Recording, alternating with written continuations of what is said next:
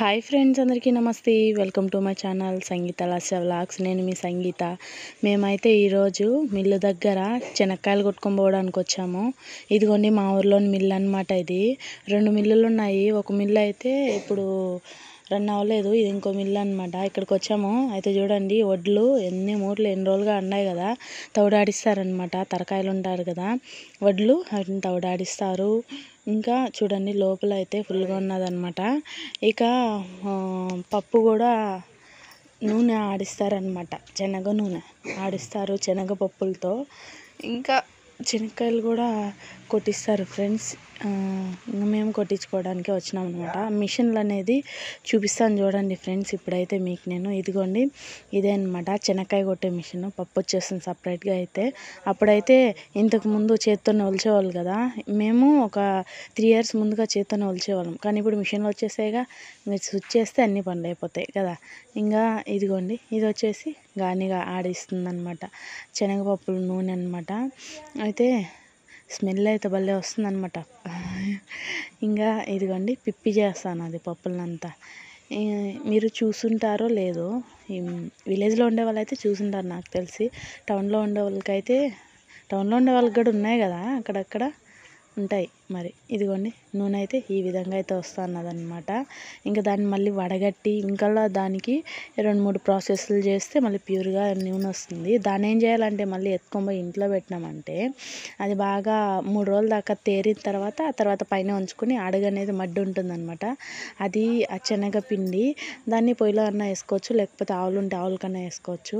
మేమైతే మామూలుగా శనగ నూనె వాడతాం, ఆడిచ్చి ఇవే వాడతాం అనమాట.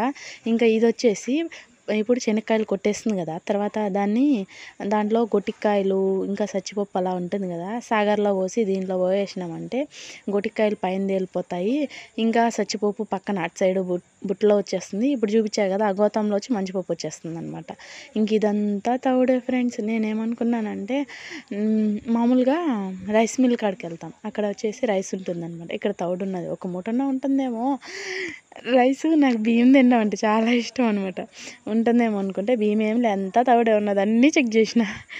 ఇంకా చూడండి, ఇక్కడ వచ్చేసి ఇంకొక 2 type ఆఫ్ మిషన్లు ఉన్నాయి. నాకు తెలిసి ఇవి వడ్లాడిచ్చేటివేమో అనుకుంటా. ఏంటో తెలుసుంటే మీరు కామెంట్ చేయండి, నాకైతే తెలియదు. బట్ మా బావని అడిగితే ఆయన కూడా చెప్పలేదన్నమాట. ఇంక ఇక్కడ వెయిటింగ్ మిషన్ కూడా ఉంది.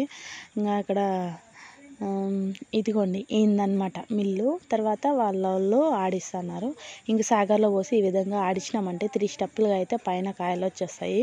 ఇంకా కింద మళ్ళీ లాస్ట్ అనమాట కాయలు వచ్చేస్తాయి. ఇంక పైన వాటిని ఎత్తుకునేసినామంటే ఒక్కో పక్క సచ్చిపప్పు, ఒక పక్క మామూలు మంచిపప్పు, ఇంకో పక్క అయితే కాయలు వచ్చేస్తున్నాయి అనమాట.